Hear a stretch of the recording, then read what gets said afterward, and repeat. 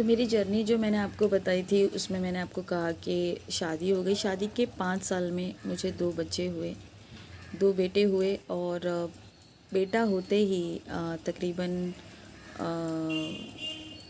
ہوگا ایسے 1 سال کا ہوگا میرا چھوٹا بیٹا. تو گھر کے اندر کافی بہت زیادہ جھگڑے اور بہت زیادہ چیزیں ہونے لگی کہ مطلب گھر کے مسائل آپ کو پتہ ہے، نندے اور ساس اور بہوؤں کا جو چلتا ہے وہ فالتو جو ہے وہ فساد شروع ہو گیا. اور ہمیں گھر سے باہر نکال دیا گیا کہ بھائی اب تم جاؤ اپنا الگ رہو.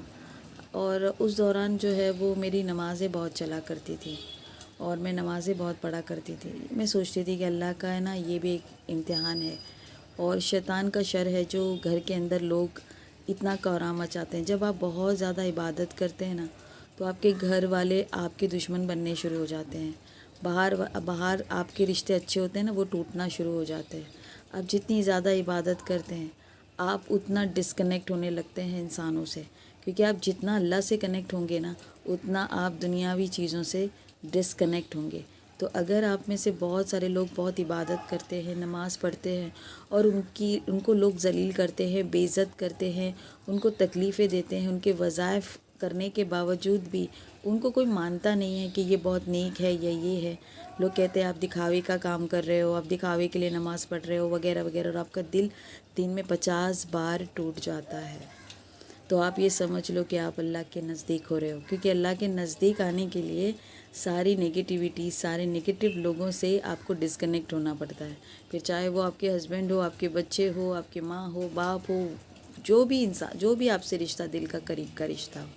اللہ سے رشتہ رکھنا اتنا آسان نہیں ہوتا ہے کیونکہ وہ پورے کل کائنات، کوئی علم نہیں تھا.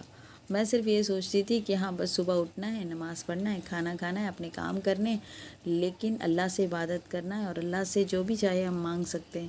مطلب اس ٹائپ کا دماغ تھا. لیکن اللہ جو ہے نا وہ پہلے سے ہی سب کچھ ہمارے لیے لکھ چھوڑا ہے. اس کو پتہ ہے، اس نے اپنی ہماری جو ڈیسٹنی ہے نا وہ ہمارے ہاتھ میں لکھ کے تھما دی ہے کہ جاؤ اور جا کر اس دنیا میں جو تمہیں اعمال دیے ہے اس کو کرو. اور ہمیں فری ول بھی ملا ہے. آپ کو یہ بھی بتا دوں کہ ہمیں فری ول بھی ملا ہے. ہم چاہیں تو ہم اپنی قسمت بدل سکتے ہیں اور یہ اللہ نے ہمارے ہاتھ میں دیا ہے. کیوں؟ کیونکہ ہم اشرف مخلوق ہیں. صرف ہم ہی ہیں جو بہت اشرف ہے. لیکن اشرف صرف بولنے سے نہیں ہوتا، ہمیں اشرف بننا پڑے گا.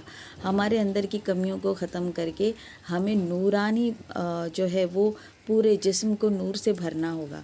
وہ کام کرنے کے لیے ہمیں دنیا میں بھیجا ہے.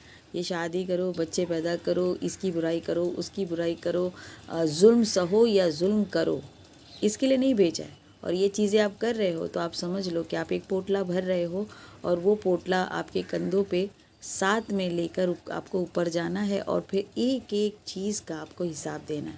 لیکن سب کو پتہ ہے کہ اوپر جا کے حساب دینا ہوگا، خدا کی بارگاہ میں سب چیز کرنی ہوگی. پھر بھی لوگ کسی کو پریشان کرنے سے، کسی کا حق مارنے سے، کسی کی چغلیاں کرنے سے، کسی کو تکلیف دینے سے، پلاننگ پلاٹنگ کرنے سے باز نہیں آتے. تو اب یہ تو ایسی چیز ہو گئی نا کہ اسے ڈٹائی کہتے ہیں. پر چلیے شروع کرتے ہیں ہم کہ جہاں سے اللہ ہمیں روحانیت کی سیڑھی دینے سے پہلے ہمارے ساتھ ہوتا